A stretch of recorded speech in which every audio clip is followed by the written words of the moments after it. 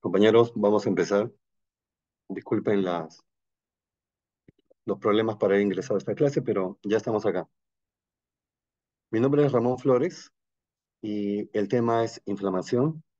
Es un tema que cuando yo empecé a dictar estas clases, me parecía, ¿y qué voy a decirle a los alumnos? ¿Qué puedo decirle? Y hasta que le encontré el turco, y así que voy a compartir con ustedes esta metodología para que el tema sea digerible. Y no se aburren y vayan a ver el partido de Perú-Ecuador, que también debe ser interesante, pero primero la clase. Entremos. Voy a empezar con dos casos para motivarlos. Hay casos y ustedes me van a dar la razón conforme avancen y entren en este curso mismo o cuando entren a medicina interna, que hay casos que dejan huella, que nunca te olvidas el nombre del paciente. Y uno de estos casos es, uno de estos casos es el de la paciente Carolina. Así que por razón de tiempo, comprenderán que es un micro resumen, así que no se estresen, es un micro resumen de cada caso nomás para motivarlos. Los casos son desafíos diagnósticos. Creo que lo que hace apasionante esta carrera de la medicina es el desafío diagnóstico. Somos como detectives, como Sherlock Holmes, que tratamos de descifrar los códigos y llegar al diagnóstico. Más o menos así yo veo la medicina. O como Indiana Jones, en busca de la verdad. Algo así. Es mi percepción particular de la medicina. Tenemos a Carolina, una chiquita de 26 años de Pisco. Tiempo de enfermedad, una semana, apenas una semana. Caracterizado por faringitis, fiebre, se parecía a una simple faringitis, pero un día notó al mirarse en el espejo de la garganta que tenía una úlcera en el centro del paladar. Y eso cualquiera le preocupa, le impresiona, ¿verdad? Tener una herida, una úlcera en el paladar. Así que cuando ella ingresa, y de hace 8 meses tenía un cuadro de rinosinusitis crónica. Eso iría como ampliación de relato, porque tiene que ver con su enfermedad. O sea, que esta semana de fiebre, la faringitis y la úlcera es la punta del iceberg de esta enfermedad. El todo es de hace 8 meses. Miren lo que se tardó para llegar al diagnóstico. Cuando ella ingresa se plantea, vean, se pueden unir problemas, se pueden unir síndromes y problemas. Síndrome febril más úlceras palatinas, esa era la integración del enfoque de diagnóstico por problemas o síndromes. Y se plantea que sea una micosis, lo que se llama mucormicosis, que sobre todo está asociada en nuestro medio a diabetes mellitus mal controlada, o que sea una vasculitis, la llamada granulomatosis con poliangiitis, antes conocida como Wegener. O finalmente que sea una enfermedad maligna de estos linfomas que lo vemos de tanto en tanto, un linfoma, pero localizado en la boca, en la nariz, que sería un linfoma nasal. Aquí yo podría hacer una disquisición diagnóstica, pero no es el momento, compañeros. Pero yo creo que en este curso sí puede uno entrenar a los alumnos para que hagan disquisiciones diagnósticas en base a los problemas. Es lo que conocemos como medicina basada en problemas, que es una gran deficiencia, y ustedes mismos van a ver, que tienen los internos de cualquier universidad, una gran deficiencia. Llegan sin ninguna metodología para hacer diagnósticos. Entonces, he compartido un link, disculpen que me salga del tema, he compartido un link con los alumnos de Hospital 2 de Mayo y le pedí, delegado Sebastián, que hiciera efecto multiplicador con unos links de bibliografía, de medicina basada en problemas, semiología basada en la evidencia, que les va a ser de mucha utilidad. Recuerden, un solo libro es insuficiente. Por favor, no se refugien en un solo libro, o sea, están perdiendo la oportunidad de conocer lo maravilloso que es la semiología. Y la semiología es parte de la medicina interna. Para mí, semiología pertenece a medicina interna, ¿no? Pero por razones didácticas ha salido de medicina interna. Así que Tengan en consideración eso. Ojalá que ya tengan ese link. Busquen la carpeta libros de diagnóstico diferencial o libros de diagnóstico. Finalmente se le hizo la biopsia, se biopsió esta úlcera en el paladar que están viendo iba aumentando de tamaño. ¿Y saben qué salió? Salió linfoma. Era un linfoma de células T. Y algo que llamaba la atención era que ella presentaba fiebre en la noche, solo fiebre nocturna y sudor. Y eso ustedes saben seguramente ya en sus clases de semiología o en la práctica, han visto que el sudor nocturno puede equivaler a fiebre nocturna. Y esto se ve en ciertas enfermedades, sobre todo como tuberculosis pulmonar o sistémica, y también lo vemos en enfermedades malignas, como cuál, como la que tenía ella, linfoma. ¿Se dan cuenta? Cómo esa fiebre nocturna ya te estaba soplando el diagnóstico. Algo tan simple, pero que ayuda bastante. Así que ese es el primer caso de la paciente Carolina. Hay un segundo caso, es un paciente que es de origen extranjero, no venezolano, es haitiano, paciente de raza negra.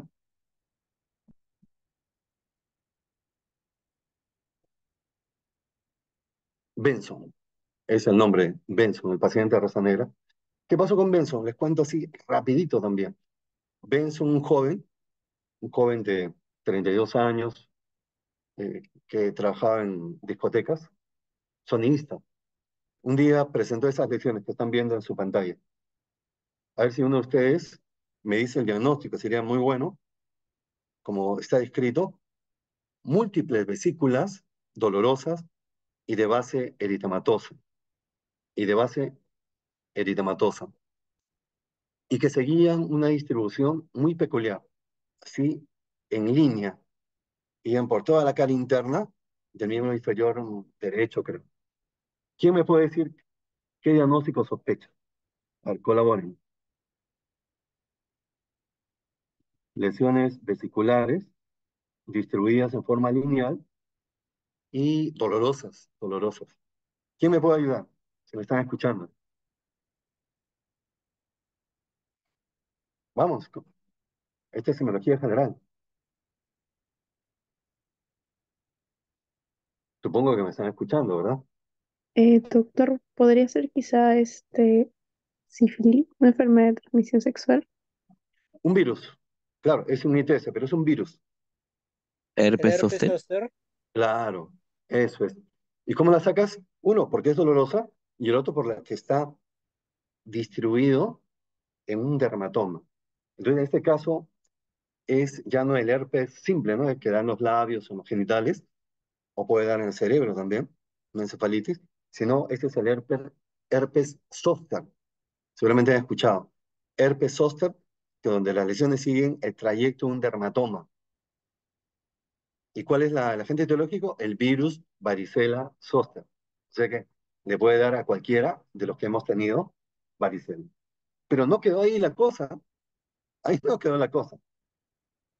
Ya herpes zóster, bueno, ¿no? Pero ¿qué pasó después? Que él presentó parestesias. Tenía sensación de adormecimiento, como una parestesia, y después debilidad. Primero de una pierna, donde están las lesiones, siente debilidad. Sería una monoparesia. Y después de la pierna contralateral izquierda, es una paraparesia. Y no suficiente con esto, y ese es el colmo, que un día antes de ingresar ya no podía mover las piernas, paraplegia. Y tengo un video, que es que no me creen, hay un video, ah, tengo que anular esto. Ya, este video,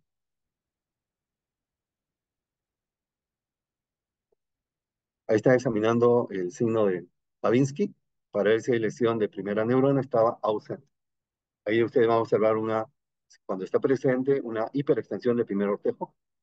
Babinski ausente, lo cual aleja la posibilidad de una lesión de primera neurona. Y vean, está flácido, no mueve nada y fácilmente el examinador flexiona la rodilla. Flacidez. Es una paraplegia flácida. ¿Ves? Paraplegia flácida. Y después no sé si acá le va a ver los reflejos. Los reflejos están abolidos. En realidad, toda la sensibilidad. Desde el reborde costal para abajo no había nada.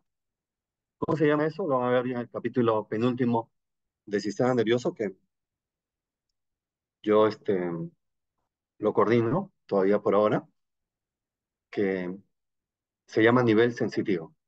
Debajo del reborde costal le vas explorando con un algodón, con una bondadientes, nada, no hay sensibilidad. Silencio, eso es nivel sensitivo. Entonces, resumiendo, el caso de Benson, que presenta él paraplegia, eso es lo que él quisiera. ¿Qué es lo que estoy haciendo ahorita? Sistematizando el problema.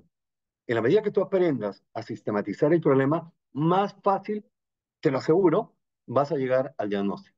Más fácil. Eso yo quisiera del alumno de semiología, que sistematice el problema y luego plantee su diagnóstico, el diagnóstico clínico, epidemiológico y el diagnóstico diferencial, ¿por qué no? En este caso, yo delimito, es una paraplegia flácida, ¿han visto? No hay resistencia para los movimientos, flácida, arreflexiva. Ya, entonces, ¿cuál es el problema del paciente? Paraplegia flácida, arreflexica. Y además, ¿con qué? Que tiene retención urinaria hacia el globo vesical y además que está estreñido. Todo es parte de lo mismo.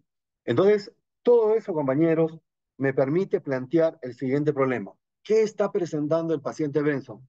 Está presentando lo que se llama mielopatía, mielopatía aguda inflamatoria. Pero no queda ahí la cosa. Tú cuando enfrentes una mielopatía aguda inflamatoria, tienes que ver si esto es compresivo o es no compresivo. Fácil. Para ver si es compresivo, el paciente se queja mucho de dolor dorso-lumbar, que no tenía Benson, y además tú ves deformación de la columna dorso-lumbar, que tampoco tenía Benson. Por lo tanto, yo puedo decir finalmente que Benson tiene una mielopatía aguda inflamatoria no compresiva. Ahora, viene ahora la asociación de las ideas para armar mi rompecabezas.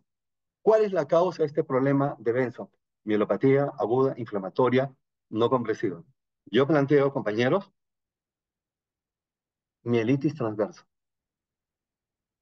O sea que la misma autoinmunidad del paciente ha lesionado su, la médula espinal. Es lo que... ¿Y cuál sería la causa de la mielitis transversa? La mielitis de inflamación, pues, ¿no? ¿Cuál sería la causa? ¿Infecciosa o no? O posinfecciosa, mejor. Posinfecciosa. Porque ustedes comprenderán que la inflamación es una forma de que nuestro cuerpo se defiende, ¿verdad? La inflamación, entonces, es un proceso benéfico. Pero cuando es exagerada o cuando es permanente, ya nos hace daño. Nuestra misma inmunidad nos hace daño. O sea, esa inmunidad que pretende eliminar, en este caso el virus varicela zoster, esa inmunidad que pretende determinar va a inflamar la médula espinal. Así que la conclusión de este caso, segundo caso, es mielopatía aguda, inflamatoria, no compresiva, de etiología infecciosa o postinfecciosa, como gusten llamarle, por el virus varicela zoster. ¿Cómo se llama este cuadro? Se llama mielitis transversa, que son palabras mayores. La mielitis transversa puede ser completa o incompleta. Para mala suerte de Benson, fue completa. No podía mover nada. Cuando es incompleta, tiene paraparesia. Hemos visto recuperarse últimamente una paciente venezolana en la sala. Era una mielopatía eh, inflamatoria, no compresiva por mielitis transversa, y se recuperó. Y tenía paraparesia, o sea, no había disminución de la fuerza, pero no abolición de la fuerza. Benson, mala suerte de Benson Piña, fue una mielitis transversa completa y le he hecho seguimiento por varios meses y aún no camina. Sigue en silla de ruedas a pesar que ha recibido fisioterapia. Una pena, realmente, pero así es, como dicen, así es la vida. Ya, entonces entramos al tema en sí y nos hacemos dos preguntas sobre este tema. ¿Es la inflamación más antigua que el hombre? Segunda pregunta, ¿qué evidencias tenemos de inflamación de la antigüedad? Así que alguna respuesta aparece en el camino y encontraron este dinosaurio, Dimetrodon. Dimetrodon vivió ¿hace cuánto tiempo? Una barbaridad de años, 295 a 272 millones de años, una barbaridad.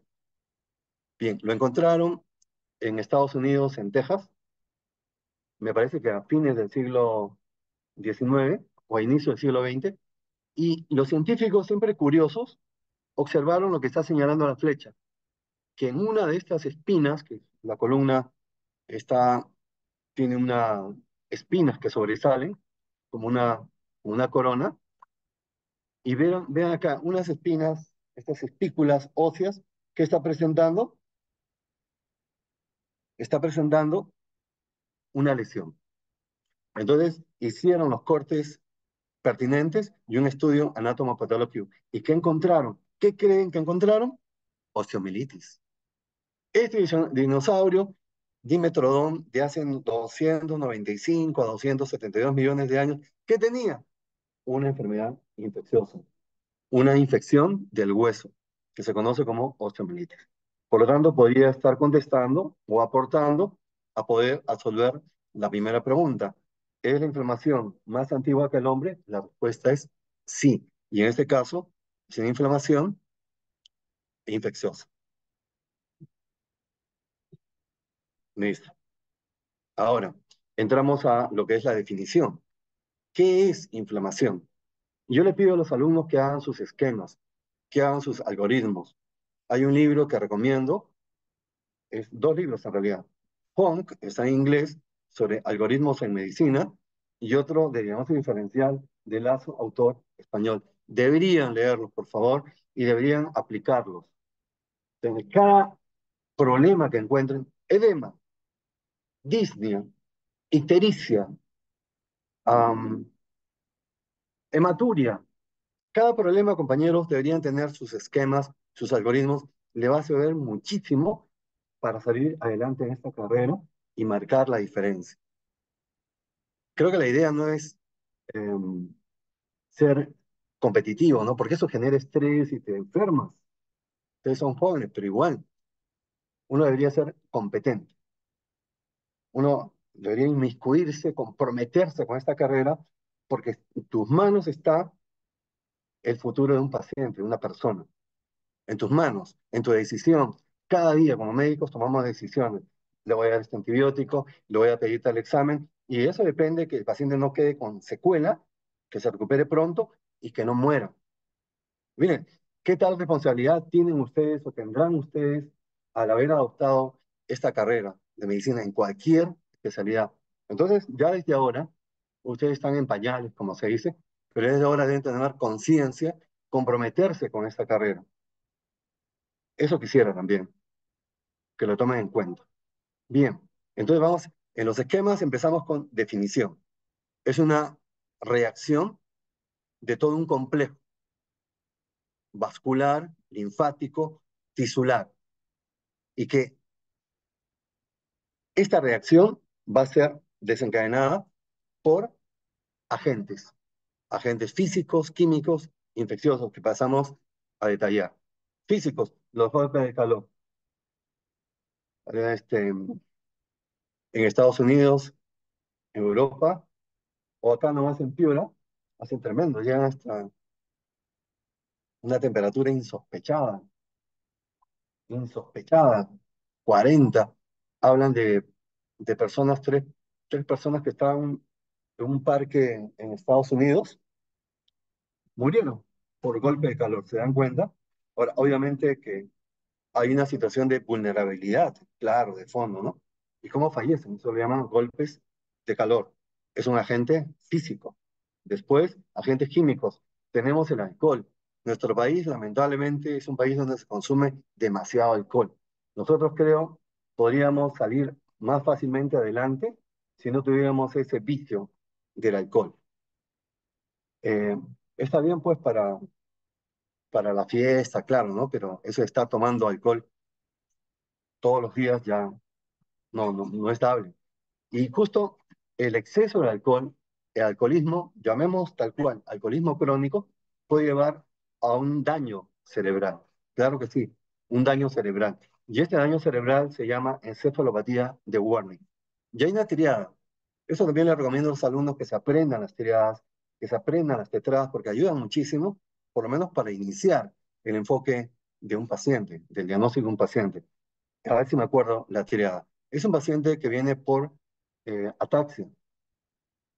Camina como borrachito, con inestabilidad, se le caen las cosas, tiene incoordinación.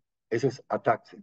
Y luego está confuso, habla incoherencias, está desorientado.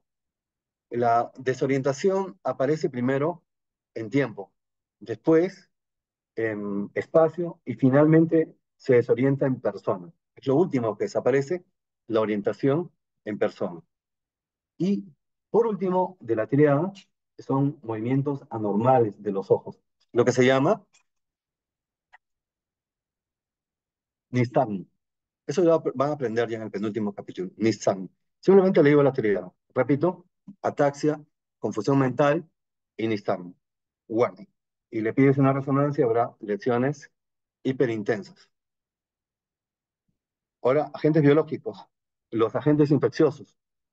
Aquí tienes una radiografía, paso a describir. Voy a describir, ustedes hacen también radiología. Estoy viendo acá un infiltrado alveolar homogéneo, homogéneo, con cierto broncograma aéreo en el lóbulo superior derecho. Mi conclusión es que esto es una condensación. Y bien, miren qué curioso, cuando hacemos radiología clínica, yo creo que más bonito que radiología en sí es la radiografía clínica y despierta más interés del estudiante, por lo menos. Y aquí, miren, cuando yo veo un paciente que tiene neumonía, bueno, es un paciente que tiene, en principio, fiebre alta, escalofríos y tos con expectoración mucopurulenta. Y luego dolor torácico y puede tener disnea y hemoptisis. Más o menos el cuadro clínico de una neumonía. Pero cuando ustedes ven la localización, es lo interesante, eso por frecuencia. Si ven que el infiltrado radiológico está en el lóbulo superior derecho, eso es típico de ¿qué? De infección por Klebsiella pneumoniae. Miren, esa es radiología clínica. ¿Y cómo le llaman? Le llaman neumonía pesada. Es por eso que no ven mucho broncograma aéreo acá, porque hay abundante exudado, que es algo típico de la infección por Klebsiella pneumoniae. Bien, ese dato. Después, también hay etiología autoinmune por autoanticuerpos. Y el ejemplo clásico es la enfermedad que la vemos, yo trabajo, trabajo en una sala de mujeres. Así que vemos con frecuencia, vemos enfermedades reumáticas autoinmunes y sobre todo LES, lupus eritematoso sistémico. Aquí por la fasis ya la podrían sacar, una fasis con un exantema malar. Este exantema es típico y que no compromete la punta de la nariz. Una chica joven tú ves con exantema malar que tiene una sensibilidad a este exantema de 40-60%. De 100 pacientes con LES, 40-60 pueden presentar, o presentan, mejor dicho, exantema malar. Y ustedes saben que LES es una enfermedad reumática autoinmune caracterizada por una hipersensibilidad tipo 3. ¿En qué consiste la hipersensibilidad tipo 3? En la formación de autoanticuerpos, inmunocomplejos, mejor dicho. Inmunocomplejos son los que van a producir daño en diferentes órganos. Le encanta el riñón. Tenemos en la sala, hemos visto con los alumnos, una paciente con nefritis eh, lúpica, con anticuerpos antinucleares, que es la prueba de despistaje, el famoso ANO. La prueba de despistaje para LES, negativo. O sea que esté negativo no descarta. Y los marcadores específicos que le llaman ENA, el anti-Smith, por ejemplo, está positivo, demostrando el diagnóstico. Solamente esos datos le doy. Luego, esto también podría ser un ejemplo de agente físico, pero eso ya De repente alguno de ustedes, los varones, podría dar su testimonio. Y si persiste y permite eso, finalmente puede ocurrir esto de acá, sin mayor comentario. Luego continúo. Como le decía, la inflamación es un proceso benéfico, pero cuando se prolonga, se hace crónico, es como la transformación en el increíble Hulk. El doctor David Banner se convierte en el Hulk que hace daño, que rompe las cosas, que ataca. Igual acá, esta radiografía que están viendo es típica de la pandemia, típica de los pacientes con COVID severo. Están viendo acá lo que llamaban, o lo que llaman, mejor dicho, el infiltrado intersticial en vidrio deslustrado, en un porcentaje que puede llegar a un 60-70% compromiso. El paciente obviamente debe estar con necesidad de oxígeno de alto flujo. Entonces, COVID es un ejemplo. Como en el COVID, ¿cuál era el problema en el COVID? Ese daño, compañeros que están viendo en los pulmones, no lo hace en sí el SARS-CoV-2, no lo hace, sino ese daño que están viendo lo hace la misma inmunidad del paciente. ¿Y es la inmunidad cuál? La innata. La inmunidad innata se activa, lleva hasta el techo y finalmente no destruye al SARS-CoV-2, sino lesiona el pulmón y también puede producir trombosis y todo, una serie de problemas. Acá, esta es la foto de una paciente que hemos visto en la sala con diagnóstico de LES, pero es diferente a la chica que vimos anteriormente, la del exantema malar, ¿no? Ella más bien tiene edema, es un edema inflamatorio, ven, un edema inflamatorio, eso se llama angioedema. Y ella tenía también lesiones tipo urticaria, tipo ronchas, tipo abones. ¿Y cuál fue el diagnóstico? Fue una vasculitis urticarial. O sea que era mucho más que una urticaria. Era una vasculitis urticarial secundaria a lupus eritematoso sistémico.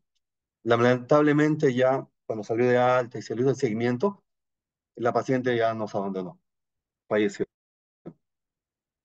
Entonces un homenaje para ella o donde quiera que esté. O también puede ser pacientes con artritis reumatoide. Artritis reumatoide, la inflamación crónica lleva deformaciones en la mano. Y acá Perú, lamentablemente, compañeros, es una cosa que preocupa, que Perú sea el país, yo le digo así, es el país de las enfermedades infecciosas. Hacen lo que da la gana de enfermedades infecciosas. Y ya un ejemplo claro es lo que hemos vivido, y ustedes tal vez desde el colegio, ¿no? Desde el colegio han estado escuchando las noticias, viendo los videos en TikTok, los testimonios sobre los estragos de esta pandemia. Perú en la ranking de los países con más muertos, de los países con más infectados. Qué pena, ¿verdad? Sin embargo, la esperanza nunca se pierde y la juventud, ustedes en sus manos está, compañeros, en sus manos está la situación cambie o empiece a cambiar. Ese es otro desafío también que ustedes tienen, su generación tiene. Bueno, le decía que se empieza a ver luxaciones de las articulaciones por la inflamación crónica, y eso es típica, vean, está el dibujo y la foto. ¿Cómo le llaman? Le llaman dedos en cuello de cisne. ¿Cómo son los dedos en cuello de cisne? Que hay una hiperflexión de la articulación interfalángica distal y una hiperextensión de la articulación interfalángica proximal. ¿Cómo se llama esto? Dedos en cuello de cisne. Hay otras deformaciones. Lo que decía es que en otros países llamados desarrollados, ya no se ve con tantas frecuencias. Sin embargo, en nuestro querido Perú todavía se ve esto. Es otra cosa para tomar en cuenta. COVID, vasculitis urticarial por lupus, artritis reumatoide. Entramos ahora en los signos de inflamación, pero signos de inflamación localizada. Está el famoso tumor, o sea, el edema. Es un edema inflamatorio porque hay rubor, está eritematoso, el calor local está aumentado y hay dolor. O sea, que son cuatro acuñados por Celsius. Edema, rubor, calor, dolor. Y a esto se le agregó uno más, Virchow, que es limitación funcional. Es el quinto signo de inflamación local. Y luego el famoso SIRS, que actualmente sigue vigente, por si acaso. El SIRS sigue vigente. Síndrome de respuesta inflamatoria sistémica. Tiene tres clínicos y uno de laboratorio. Clínicos. Frecuencia cardíaca mayor de 90. Por favor, acostúmbrense a mencionar las unidades. Casi no se tiene la costumbre de mencionar las unidades, me parecen mal. 90, por lo menos pongan en siglas. ¿Estás apurado? Pon 90 LPM, latidos por minuto. Frecuencia respiratoria más de 20 respiraciones por minuto o RPM. Temperatura mayor a 38 grados Celsius. Fiebre. O menor de 36 grados Celsius, que es hipotermia. Cualquiera de los dos. Y en el hemograma, el famoso hemograma, que hasta ahora el hemograma sigue vigente, siendo tan antiguo, pero tan antiguo, lo que más se pide, ustedes hacen un estudio, ¿qué exámenes se piden más en el día a día en un hospital general, sea MINSA o sea de salud? Es el humilde hemograma. Ayuda muchísimo. Al hemograma hay que sacarle el jugo. Ahí incluso incluye marcadores inflamatorios, que creo que algunos lo voy a mostrar.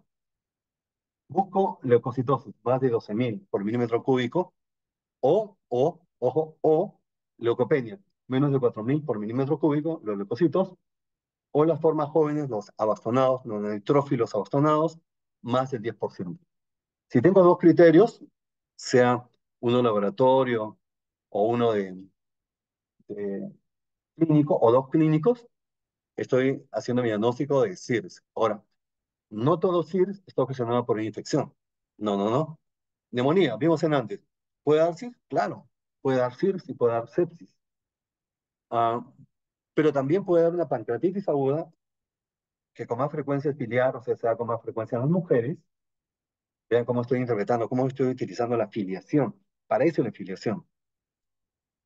Entonces, en pancreatitis aguda, más frecuente en mujeres mayores de 20 años, por colelitiasis, por litiasis vesicular, por coledocolitiasis, puede dar SIRS también. Y no es una enfermedad infecciosa. Tenemos acá una tabla comparativa entre inflamación aguda e inflamación crónica. Lo veremos rápidamente. Aguda, menos de 15 días, crónica, más de 15 días o a repetición. Se va repitiendo como brotes. Este es interesante. ¿Qué enfermedades se manifiestan como brotes? Un brote desaparece hasta el próximo brote y así. Un ejemplo puede ser gota. Gota se manifiesta por brotes, que también le llaman crisis. Y otro ejemplo de neurología es ah, esta, uno es ELA, esclerosis lateral miotrófica, y el otro es, ahorita me acuerdo, sigo. La inmunidad que predomina es la que hablamos que hace tanto daño al COVID, la innata, y en la crónica más predomina la inmunidad adquirida. El exudado y los signos de... ¿Cuáles son los signos de inflamación? Vasodilatación y alteración de la permeabilidad. Por eso hay rubor, por eso hay calor, aumenta el calor local. El exudado, tres cruces. En crónica es menos. Y el infiltrado que va a predominar en la forma aguda es los polimorfos nucleares, los neutrófilos, y en la forma crónica, los mononucleares, los linfocitos. Bien, entonces continúo. Acá tengo un ejemplo de una línea de tiempo. Eso, ustedes antes de hacer el relato, de redactarlo, deberían hacer una línea de tiempo. Eso es parte de una metodología, una línea de tiempo. Veamos el ejemplo.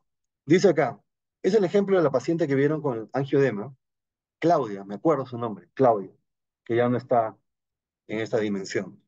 Hace 1 año y 4 meses, vean, los abones, las ronchas, y además fiebre. Y se agrega el fenómeno de Raynaud. El fenómeno de Raynaud es el cambio de color de los dedos de la mano. ¿Qué colores tenemos? Tenemos blanco, morado y rojo. Les explico. Blanco por vasoconstricción, morado por desaturación de la hemoglobina y rojo por eh, cuando se retoma la permeabilidad. No necesariamente tienen que estar los tres colores, realmente está el violáceo y luego el rojo. Eso se llama el fenómeno de Raynaud, que presentaba la paciente, se le agregó eso. Hace 6 meses, vean, ahí donde aparece, se agrega el edema, el angioedema. Es un edema en el rostro inflamatorio. Y si pueden apreciar bien acá, también tiene ojo rojo, tiene congestión conjuntival. Aparece sinovitis, hace un mes, sinovitis de las manos, de las articulaciones metacarpofalángicas e interfalángicas proximales. Y por último, nuevamente reaparece el edema facial, tiene cefalea, mayor congestión ocular, ojo rojo, fiebre, artralgias en las manos. ¿Ven? Esa es la línea de tiempo de la paciente Claudia. Y como pueden darse cuenta, por donde lo miren, ¿qué te está indicando? Te está indicando una enfermedad reumática autoinmune, ¿o no? Estamos de acuerdo. Te está indicando una enfermedad reumática autoinmune. Y de ahí tiene que ser. Acá uno de los problemas de ahí es angioedema. El otro es sinovitis. Y es sinovitis artritis también, pues. ¿A qué se llama poliartritis? Cuando hay inflamación de más de 3 articulaciones. Eso es poliartritis.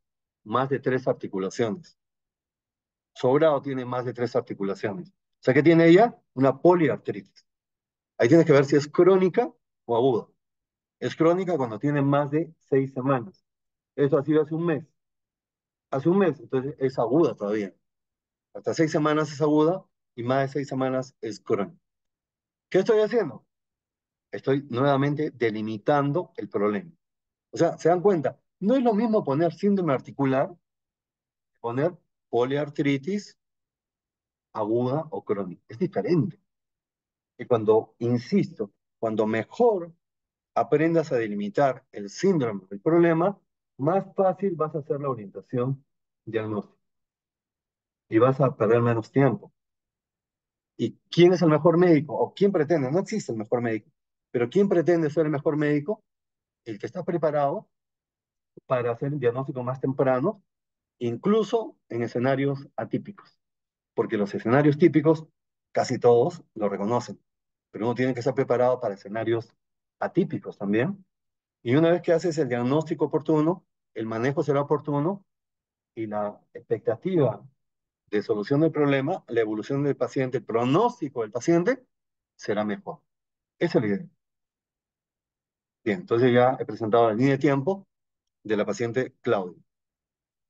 Ese es el Raynaud que le decía, blanco por vasoconstricción, morado por cianosis y rojo por hiperemia. Solamente le doy un cachito, un cachito. Hay problemas que son orgánicos y también funcionales. Y eso tiene que estar al inicio de tu esquema. Le dije al inicio del esquema que tiene que estar la definición, pero al inicio de tu esquema de diagnóstico clínico epidemiológico también tiene que estar la posibilidad de que sea funcional.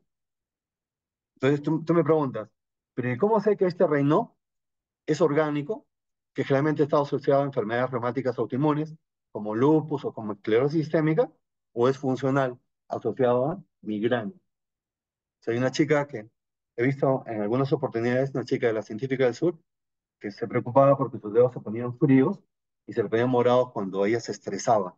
Y tenía también migraña. Bueno, entonces tengan en cuenta lo siguiente. Si estos cambios se dan en todos los dedos de ambas manos, todos los dedos, y no hay lesiones en el pulpejo como úlceras o como cicatrices, eso es funcional. Es funcional.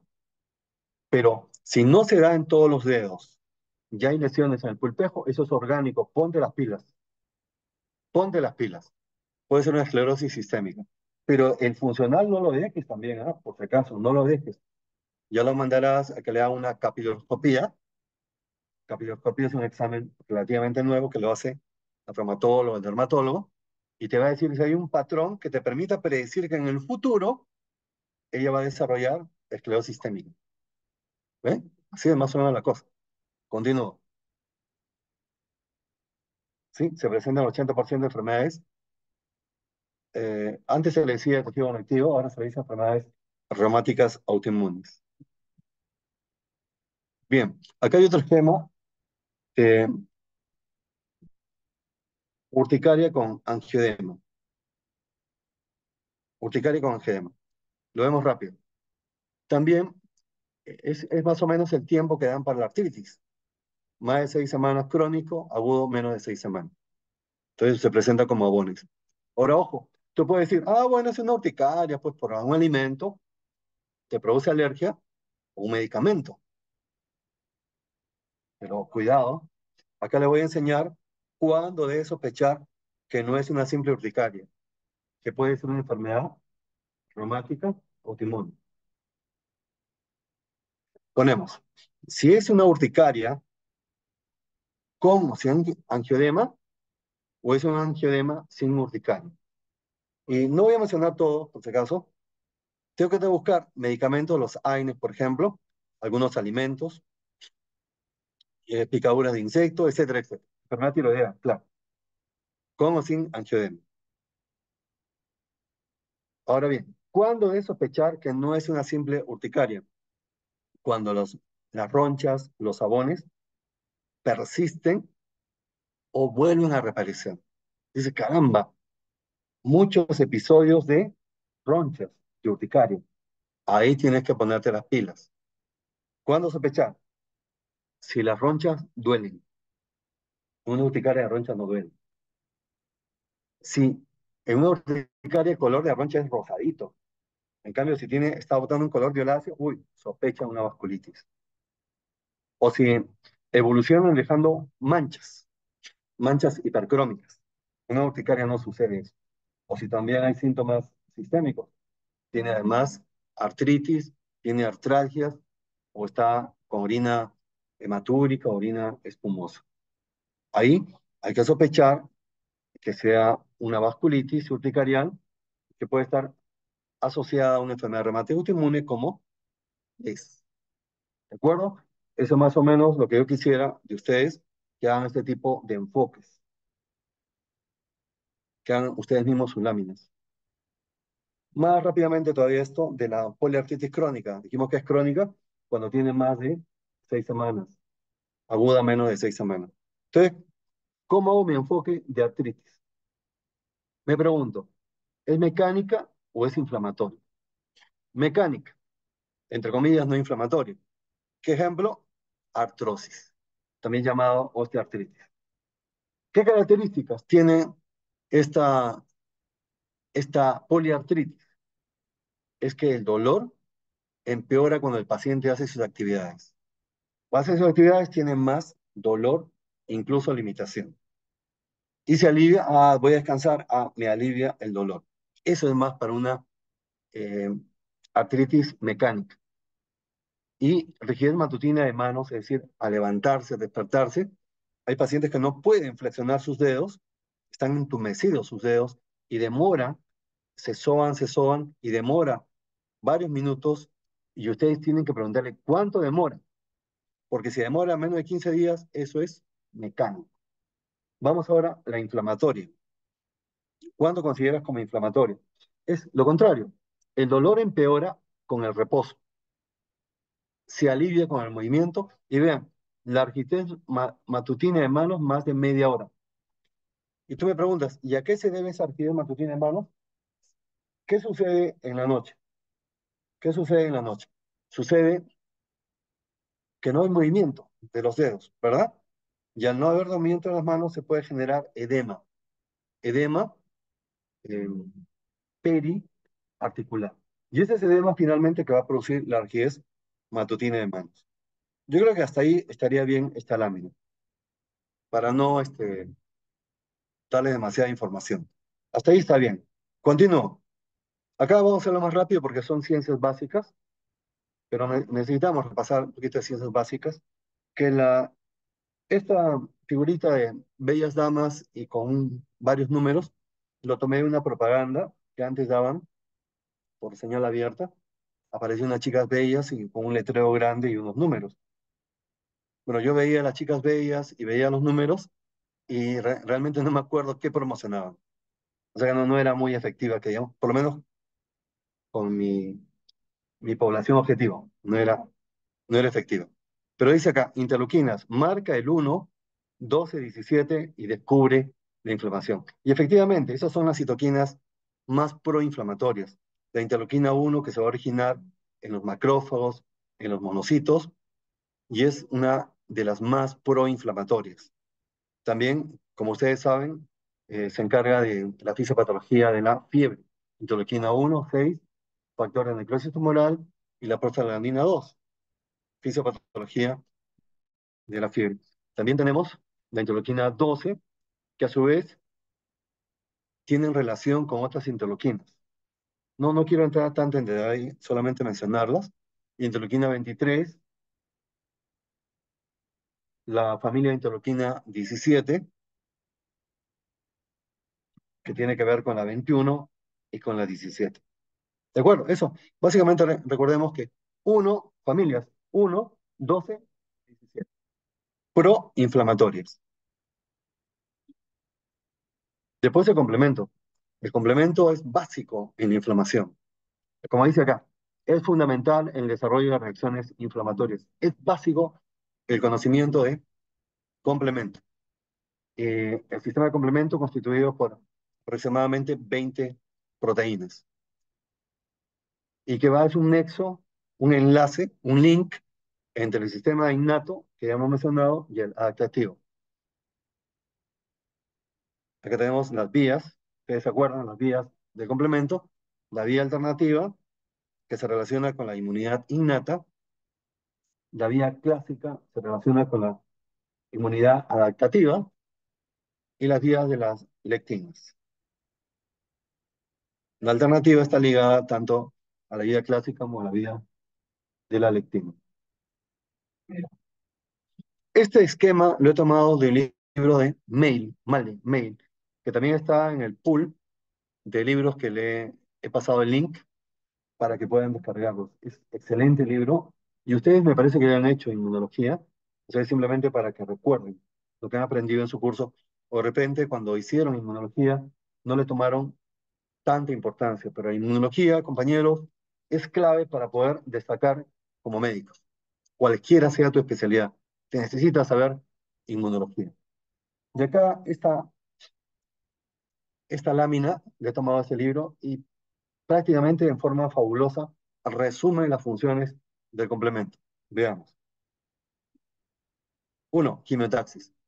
Se atrae mediante estímulos químicos a los neutrófilos, por ejemplo, a los fagocitos, hacia el lugar de la infección. Los, el sistema de complemento cumple la función de quimiotaxis. ¿Cuál? C3A, C4A y C5A.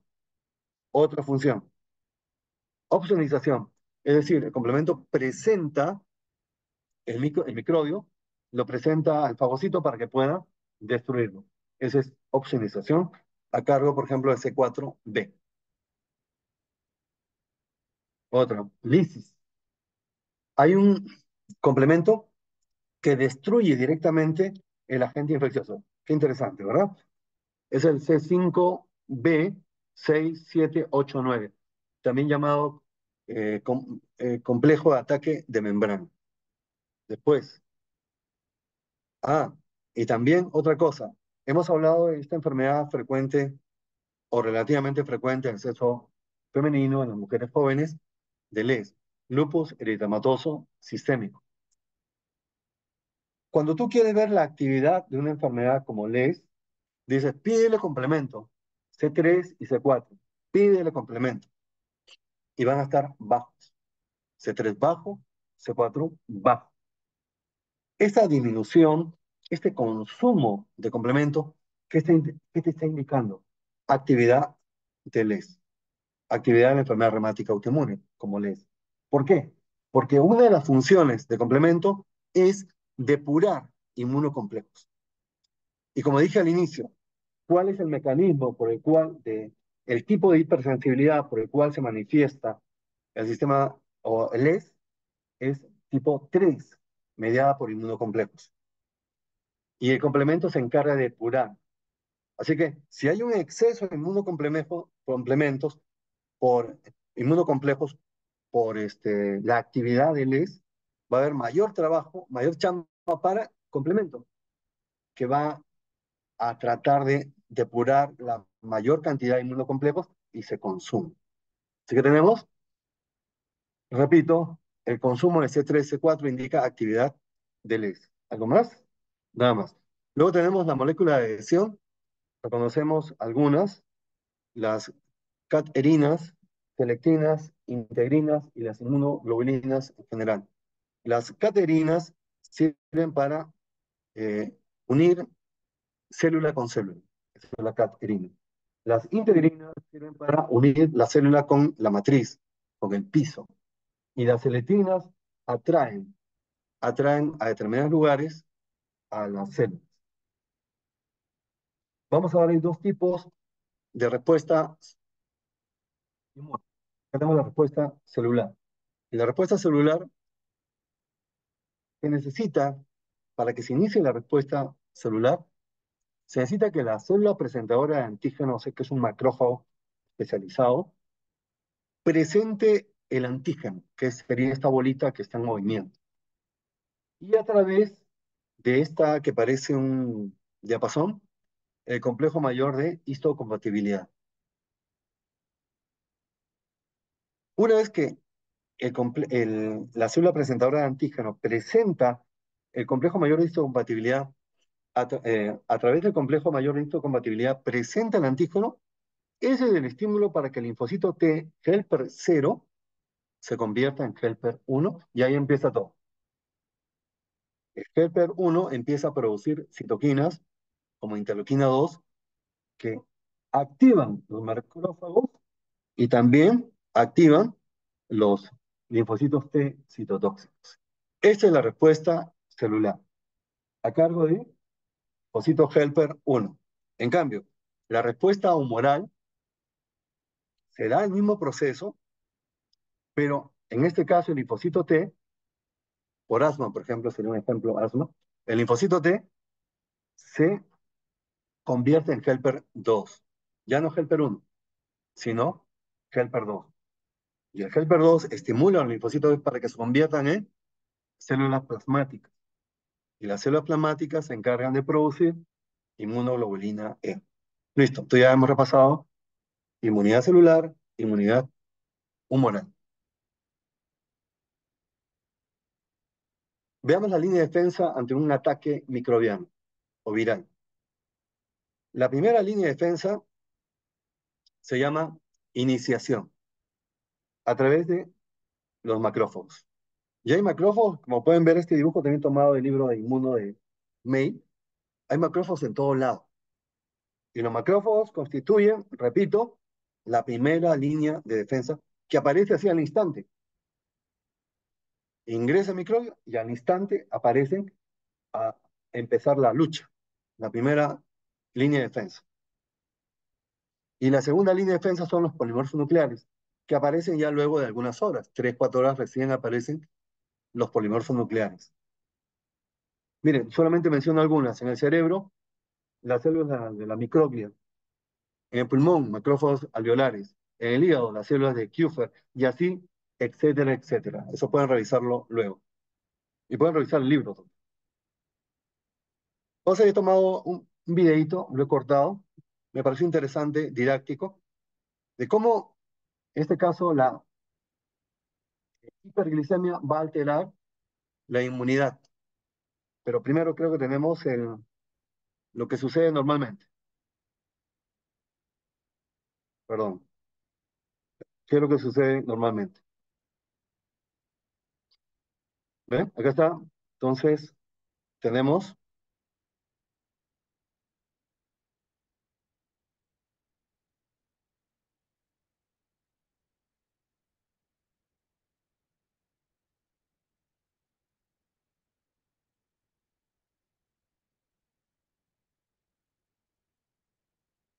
Las bacterias producen citoquinas y las citoquinas producen un efecto de quimiotaxis, atraen los neutrófilos. Los neutrófilos llegan hasta la zona inflamada, pero ruedan, pero finalmente se adhieren. Ahí se adhieren y se produce la diapédesis. Y ya en el interior del tejido, la fagocitosis. Van a fagocitar los microbios. Eso es lo que sucede normalmente. Pero vean ahora, ¿qué sucede cuando hay hiperglicemia? ¿Qué sucede cuando un diabético está descompensado? Miren,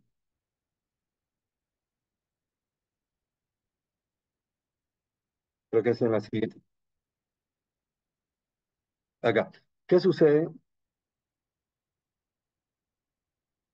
La hiperglicemia es una barrera, inhibe la quimiotaxis, o sea, no llegan a destino. Inhibe la adhesión, bloquea la adhesión y inhibe la fagocitosis. Entonces, repito, ¿qué va a alterar la hiperglicemia? Un paciente diabético mal controlado y que promueve las infecciones. Uno, la quimiotaxis, es decir, la atracción hacia el lugar de la infección. Dos, la adhesión, la adhesión, ahí intervienen las integrinas. Y adentro ya, una vez que ha habido la migración celular, ¿qué es lo que va a alterar? Va a alterar la fagocitosis. Y también, creo que está otro video, no. Y también va a alterar el sistema de complemento. ¿Cuál sobre todo? Va a alterar el complejo de ataque membrana, el que se encarga de destruir per se directamente a la bacteria, a ese lo va a alterar, lo va a inhibir. Acá unos ejemplos de la fase de iniciación, cómo los polimorfos nucleares destruyen un parásito. Una maravilla, los polimorfos nucleares.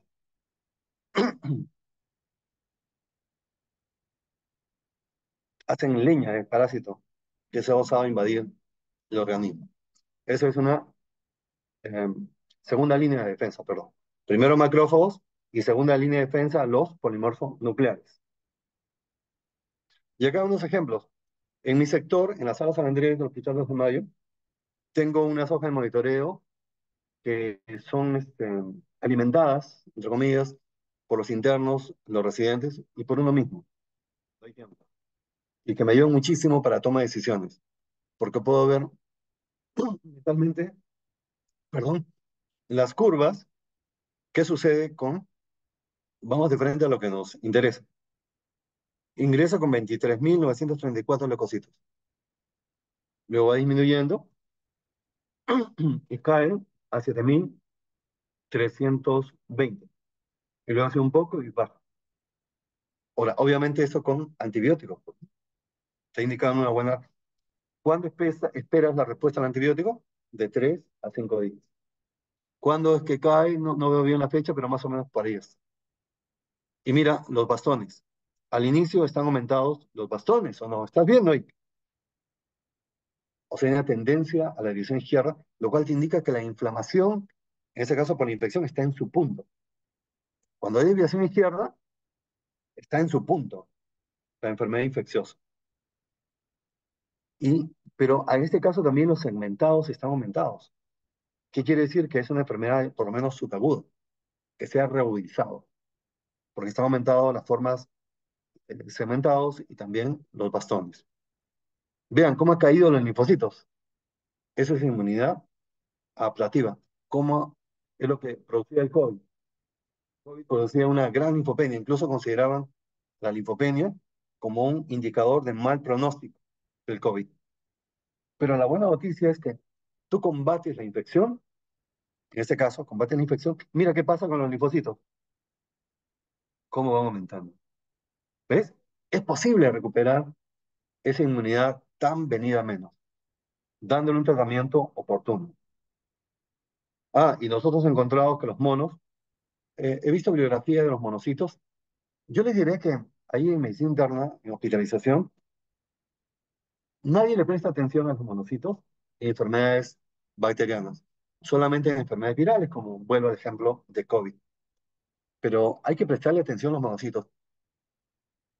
Estoy haciendo un estudio al respecto, me interesan mucho los marcadores, antiguos o nuevos, me interesa muchísimo, y lo que estoy observando es que los pacientes que hemos visto con el contexto inflamatorio, sea infeccioso o no infeccioso, pero sobre todo infeccioso, que cuando tiene más de 1000 está indicando severidad de la infección. O sea, porque mira, en el hospital están restringiendo el uso de un antibiótico potente que es meropenem, del grupo de los carbapenems. Están restringiendo.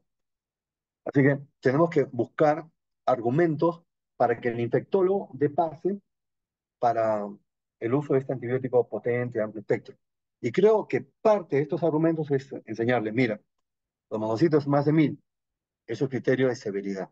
Por supuesto que no es consenso, pero no lo he leído todavía, lo estoy considerando en base a las observaciones, que debería ser considerado como un criterio de severidad de las enfermedades infecciosas y que y debería inclinar la balanza para que se pueda indicar antibióticos potentes. Ese es la, la función de lo que es, o el objetivo de lo que les estoy diciendo. Se lo dejo para que lo tomen en cuenta. Miren acá, el PCR es el marcador clásico, ¿no? Se ha hecho famoso, ya era popular, pero se ha hecho famoso en el COVID. Más de 100, más de 300 y luego baja, porque se ha controlado ya la causa de la inflamación. Y esto también es lo que propongo, compañeros. No sé, algunos dirán, ¿qué habla ese? ¿Qué habla ese? ¿No? Porque si fuera argentino, sí dirían, ah, sí, escuchen, escuchen, está hablando, si fuera argentino. Pero igual les digo, también he observado, compañeros, he observado que el potasio, pacientes que ingresan aquí, por ejemplo, mira, ingresa con 3,6 normal, y en el control va bajando, y acá baja 2,5 y luego va recuperándose. ¿Qué pasa con el potasio? Y sin pérdida, sin diarrea, sin poliuria, sin vómito, sin pérdida. ¿Qué pasa? Yo propongo que el potasio también es un marcador inflamatorio. ¿Y por qué disminuye? Por redistribución. La inflamación produce vasodilatación, produce aumento de la permeabilidad, y eso va a haber una fuga de potasio, se fuga del intravascular, pero después, a medida que va disminuyendo la inflamación, puede regresar, como acá. Así que propongo que el potasio sérico también es un marcador inflamatorio. La albúmina, sí decir, eso está demostrado. La albúmina es un marcador inflamatorio. Miren acá, ingresa con 2,6 y luego ya mejora.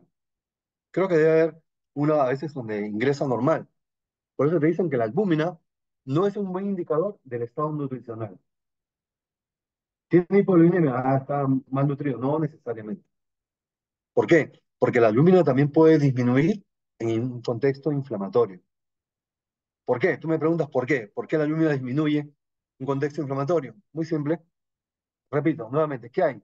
Inflamación, vasodilatación y aumento de la permeabilidad. Entonces, también se escapa la albúmina al intersticio. Primer mecanismo. Segundo, un contexto inflamatorio va a haber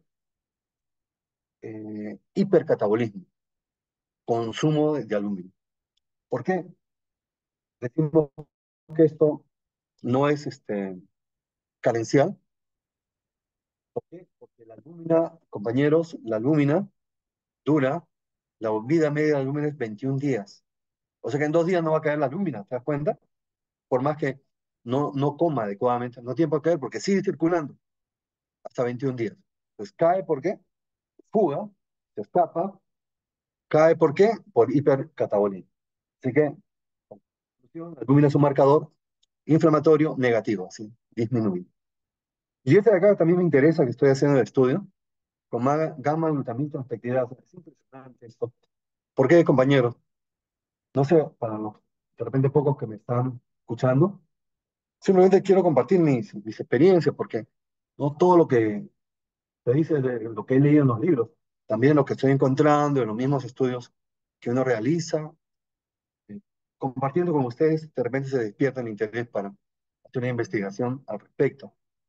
Yo había observado que la GGT en enfermedades sistémicas está aumentada. Yo decía, pacientes con LES, con histoplasmosis, con cáncer, con linfoma, con leucemias, diferentes enfermedades. Y ahí veía la gamma glutamina peptidasa más de 3 veces. Yo decía, en mi ignorancia, decía, ah, ya, más de 3 veces, ah, esto es compatible con colestesis biliar intrahepática. Yo decía, esas enfermedades sistémicas, en mi hipótesis, ¿no? Estas enfermedades sistémicas están produciendo colestesis biliar intrahepática. Sin embargo, después ya a medida que uno va buscando bibliografía, encontré y me emocioné, encontré la respuesta a mis preguntas, que en realidad la gamma glutamina peptidasa es un marcador inflamatorio, es un marcador de estrés oxidativo. Y todas esas enfermedades que les he comentado, ¿qué tenía? Inflamación y estrés oxidativo. Así que, ojo con la gamma glutamina, no todo marcador, el único marcador inflamatorio no es PCR, por favor, no es PCR. Ahí tienes la albúmina, tienes el potasio sérico, tienes la gamma glutamina peptidasa y otros que no alcanza el tiempo para conversar. Vean dónde se metió este parásito. Increíble, ¿no? Impresionante. El humor acuoso, esta micro larva, de terror, como se dice. También ustedes han escuchado de las curas milagrosas, ¿no? Uy, tenía cáncer y de pronto se curó. Milagro, milagro, dicen. Claro, llamémosle milagro. Pero yo creo, yo soy creyente, no religioso, pero sí creyente. Es un milagro, claro que sí. No sé si alguno de ustedes no es creyente, se respeta igual, ¿no? Pero, ¿qué ocurre? Creo que ese ser supremo nos ha provisto a nuestro organismo de elementos para destruir incluso tumores. Incluso tumores pueden ser destruidos. Y este es un ejemplo, miren, cómo los linfocitos están destruyendo células tumorales. Impresionante, ¿o no? Y después dicen, desapareció el tumor.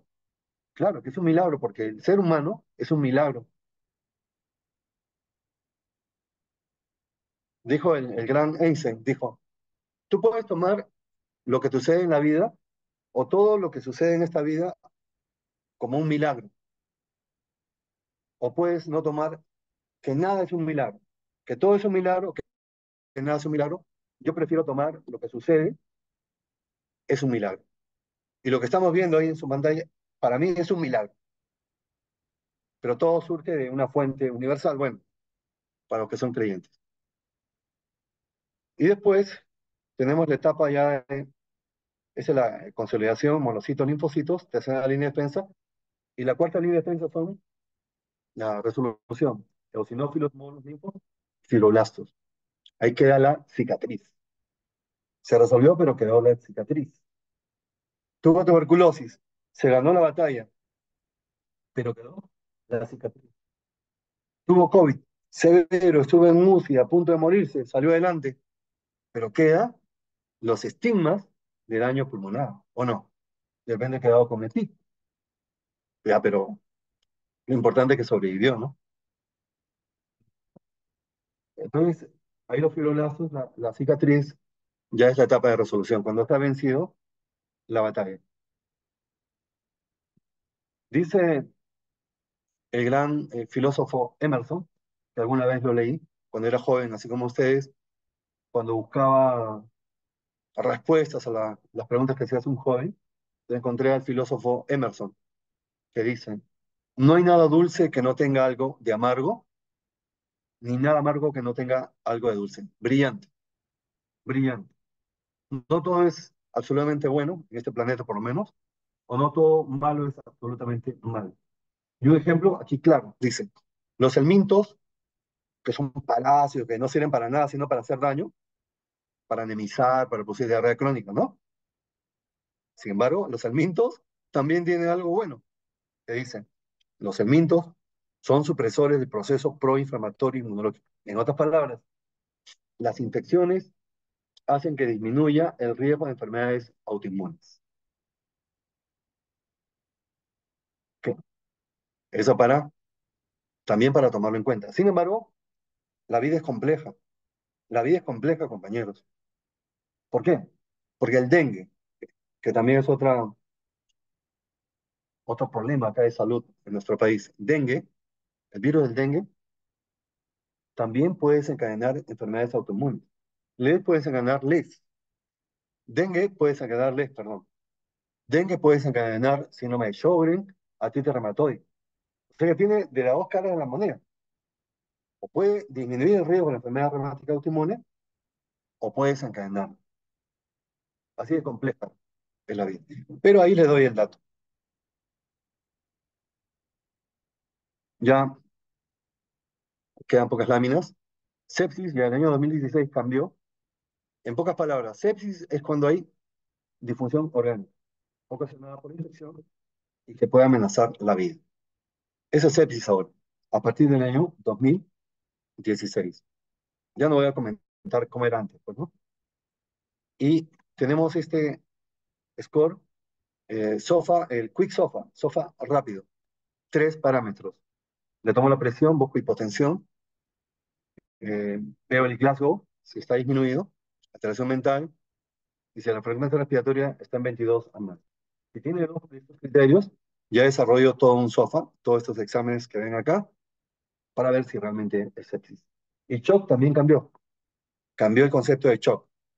Dice, a pesar de la reanimación inicial con fluidos, el paciente tiene necesidad de vasopresores. El vasopresor por excelencia actualmente es noradrenalina. Para mantener una presión arterial media mayor o igual a 65 milímetros de mercurio.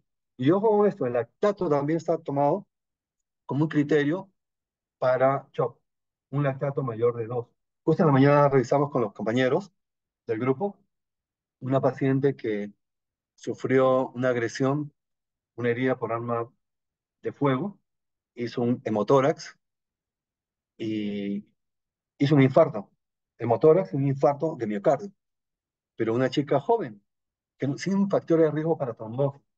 Sí, tenemos que cuando el infarto de miocardio se produce sin trombosis, ya estamos hablando de infarto de miocardio tipo 2, porque el tipo 1 es por trombosis, clásico, el que todos conocemos, pero también hay un tipo 2, que de vez en cuando lo vemos, que es por una situación de shock, por una gran disminución del aporte sanguíneo al corazón. Puede ser por hemo, shock hipovolémico hemorrágico, por un hemotórax como el paciente, también una perforación de víscera hueca, que también hemos visto en algunas oportunidades. Ya, estas son las últimas. Estamos viendo ahí el virus del VIH, retrovirus, que tiene en su superficie unas pelotitas. Hay unas pelotitas que son las glicoproteínas. Acá está acechando al linfocito. Estas bolitas azules es el CD4, las bolitas azules. Para mala suerte, estas glicoproteínas, la 120 y luego la 41, pero la 120 tiene afinidad, qué mala suerte, ¿no? El linfocito tiene afinidad con los receptores CD4. Una mala afinidad. Una mala afinidad. Se unen, se unen al correceptor y la suerte del linfocito está echada, es invadido. Y como virus, dicen que el virus, incluso algunos dudan que el virus sea un microorganismo, ¿no? Hablan que el virus es una partícula, pero es una partícula muy, muy, ¿cómo decirle? Que pareciera que tuviera inteligencia esta partícula, porque utiliza el mismo DNA de linfocitos para multiplicarse. Parece una partícula inteligente. Sin embargo, aparecen las defensas. Tenemos un linfocito infectado. Bien. Entra en acción el natural killer. Se une al linfocito infectado. Vean. Y la unión se da por los anticuerpos. Vean, el anticuerpo tiene, es como un diapasón, les dije. Hay un mango y dos brazos de todo anticuerpo. ¿Y a dónde se unen? A la facción um, FC, fracción FC, se llama esto. Y una vez que se ha unido, empieza a liberar una serie de sustancias, el natural killer, para destruir al linfocito. perforinas, granzimas y citoquinas, que ingresan por unos poros del linfocito. Y se produce la lisis y apoptosis. O sea, en otras palabras, muere el linfocito, pero también muere el virus. Esa es la, cómo reacciona, cómo enfrenta el organismo para destruir los virus que han invadido el organismo. Así que terminamos con unos casitos sueltos para los que están atendiendo esta clase. Son experiencias, compañeros, son experiencias. Los que están atendiendo esta clase, en lugar de ver el partido más emocionante del segundo tiempo, en este caso. Vean, primer caso, dolor lumbar crónico. Es una mujer, son casos de la vida real, son casos que hemos visto en algún momento. No lo he tomado de ningún libro. Mujer de 60 años que se encarga de cuidar a adultos mayores y obviamente tiene que cargarlos, ¿no? Para poder movilizarlos, para poder asearlos. Un día, una señora gordita dijo que cargó al abuelito y ¡plac! Sonó, en su columna lumbar sonó algo como si hubiera roto, qué impresionante, ¿no? Crack, un crack como si se hubiera roto. Desde ahí empezó un dolor lumbar que no le daba tregua, por más que tomara antiinflamatorios, aplicara antiinflamatorios, no le da tregua. ¿Y qué hay que hacer cuando hay un dolor persistente? Imágenes, no pierdan tiempo. Si tienen una cefalea persistente, hazle una tomografía. No pierdas tiempo, seamos prácticos. Seamos prácticos. Y si tiene un lumbar persistente, eso ya es mucho más que un lumbago extraarticular. Entonces ahí puede haber lesión, más aún, eh, con el factor precipitante que he mencionado, cargó un peso, en este caso, paciente. Para ella, una mujer de 60 años puede tener osteoporosis, ¿no? Osteoporosis postmenopáusica. ¿Y tiene riesgo de aplastamiento? Claro, hay riesgo de aplastamiento. Pero vean, se le toma la tomografía, es una tomografía. Primero la radiografía con un lumbosacro sacro, se ve la lesión y le hace una tomografía. Y acá las vértebras L5 está destruida. Y hay un signo, ¿cómo yo puedo saber si esto es cáncer? Porque el cáncer vertebral con más frecuencia es metastásico, deriva. ¿Y de dónde? Tú me preguntas de dónde deriva el cáncer vertebral metastásico, del cáncer ginecológico, del cáncer de próstata, del cáncer de pulmón. Te doy un dato de radiología. Si tú ves una espondilitis, tú ves que se respeta los espacios intervertebrales, como este caso, lo más probable es que sea cáncer, porque tuberculosis no respeta. Así que la respuesta, cáncer vertebral metastásico, ¿a partir de dónde? Mama. ¿Ven? Hay una masa, la mama que sobresale en la piel. Cáncer de mama. Caso número uno. Caso número dos. Es un paciente muy buena gente, venezolano. He visto, he visto varios venezolanos que han caído enfermos, varios venezolanos. De la gente buena, ¿no? Gente buena, venezolana, trabajadora, no de los lumpen, ¿no? Sino el otro lado de los venezolanos, y que tienen mala suerte de caer enfermos. Y miren, él viene por una pancreatitis aguda. No quiero entrar tanto en detalle. El diagnóstico por el cual él ingresa, pancreatitis aguda, dolor en epigastro intenso con náuseas y vómitos. Amilasa lipasa más de 3 veces. Ya está, pancreatitis aguda.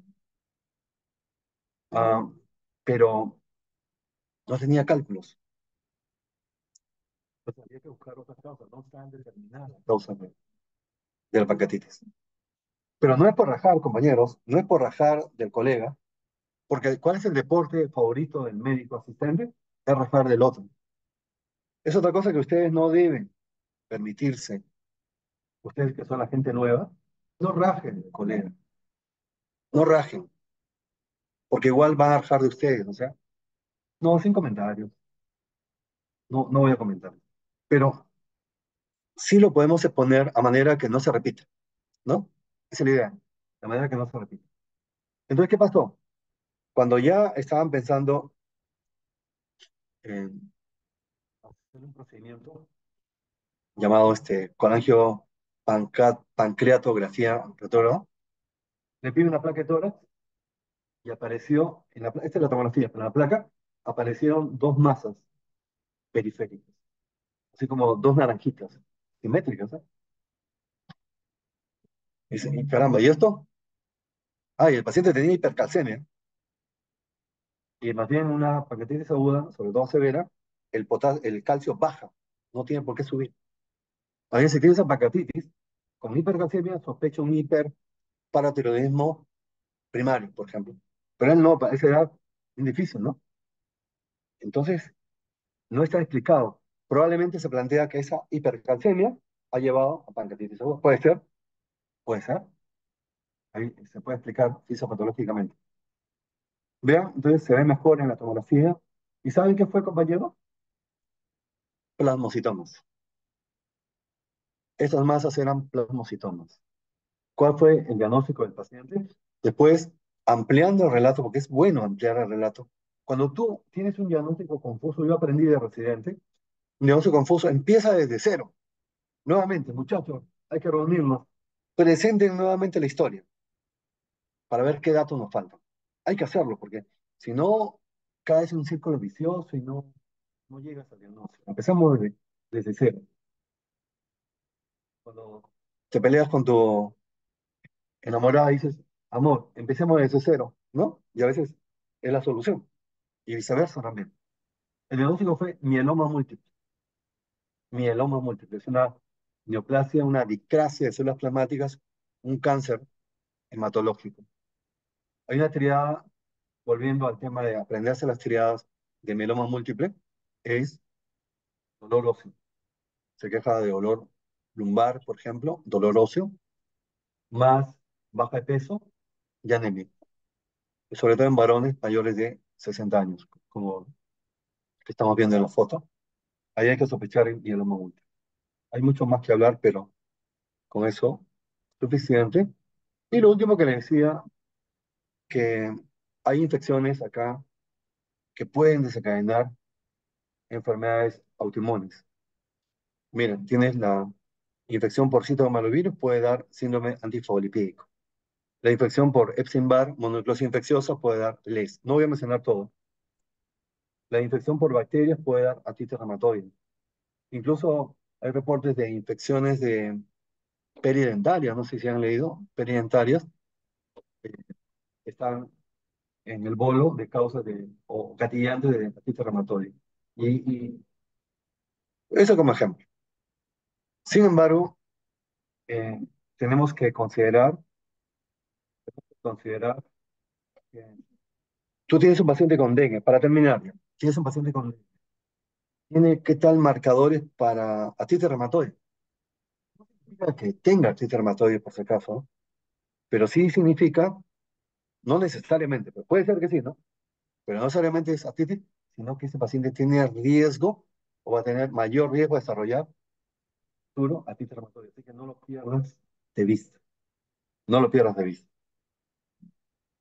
Esto de acá es eh, Guillain-Barré, dos palabras.